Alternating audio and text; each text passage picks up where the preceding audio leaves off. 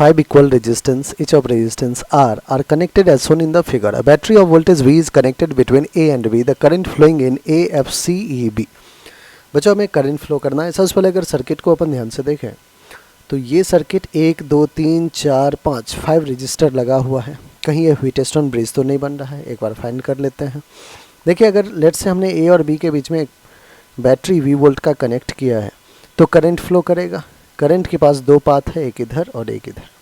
ये करंट इधर जाते जाते यहाँ पे पहुँचेगा, फिर ये करंट जाते जाते यहाँ पहुँचेगा। अगर ध्यान से देखें बच्चों तो यहाँ पे जो करंट गया उसके पास एक पाथ तो ये है, दूसरा पाथ ये है। ये करंट इधर फ्लो करते करते ई पे जाएगा, ई से फिर वापस बी पे चला गया।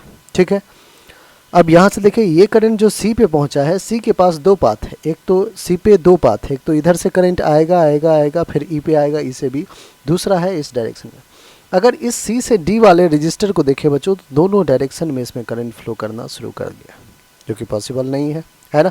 दैट मीन्स ये जो आर रजिस्टर है ये उस व्हीटस्टोन का क्या है, ये ब्रिज वाला वो रेजिस्टेंस है जिसको अपन क्या करते हैं, निकाल के फेंक देते हैं। दैट मीन्स इस रेजिस्टर में कोई भी करंट फ्लो नहीं कर रहा है। अगर इस रेजिस्टेंस में कोई भी करंट फ्लो नहीं कर रहा है बच्चों तो क्या मैं इसको फिर से रीड्रॉ कर दूं। ये रहा रेजिस्टेंस आर, ये रहा पॉइंट सी, ये है हमारा पॉइंट एफ, यहाँ पे एक और रजिस्टर, ये रहा पॉइंट डी, इस पॉइंट डी के बाद एक और रजिस्टर, ये रहा हमारा पॉइंट ई, और सी से फिर एक और रजिस्टर और वो कनेक्टेड है ई तक। ठीक है, सी से एक रजिस्टर जो है वो कनेक्टेड है बच्चों हमारा कहाँ तक, ई तक। एक बार ढंग से कर लेते हैं। सी से एक रजिस्टर को हमने ई तक कनेक्ट कर रखा है, ये भी आर ओम का। ओके, ये रजिस्टर आ गया, ये ई से फिर यहाँ पे बी और एफ से यहाँ पे ए। ओके, इसके बीच में हमारा बैटरी है वी वोल्ट का, ये भी आर ये भी आर। अब बच्चों हमसे करंट पूछ रहा है कि find the current flowing in A F C B, A से एफ, एफ से सी, सी से फिर ई एंड ई से अगेन बी।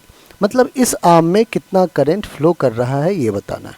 आप कहोगे जो भी करंट फ्लो कर रहा है सर यहाँ से वो ही करंट सेम इसमें भी आ रहा है, तो ये दोनों रजिस्टर इसका मतलब क्या है, सीरीज में है। और अगर सीरीज में रजिस्टर है तो उसके थ्रू करंट क्या होगा, सेम फ्लो करेगा। Current through this branch I A F C V will be, potential कितना है V डिवाइडेड बाय रेजिस्टेंस कितना है 2R।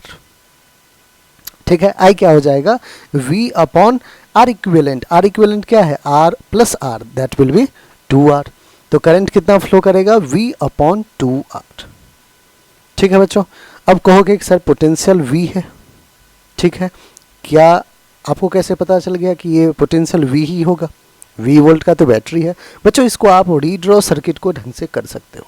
आप अगर ये पॉइंट A ले लें, यहाँ पे एक हमने V वोल्ट का बैटरी लगा दिया, ये पॉइंट B है, तो जो हमारा सर्किट है वो कुछ ऐसा आ रहा है। ये भी 2R ये भी 2R and 2R both are connected in parallel with battery V।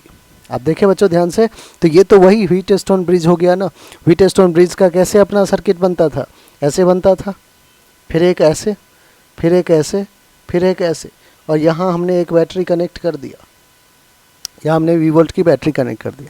तो ये दोनों जो R और R है ये तो बच्चों सीरीज में है। सिमिलरली ये R और ये R तो सीरीज में है, लेकिन आपस में दोनों क्या है, पैरेलल में है। That means 2R is in parallel with this 2R which is connected with a V volt battery.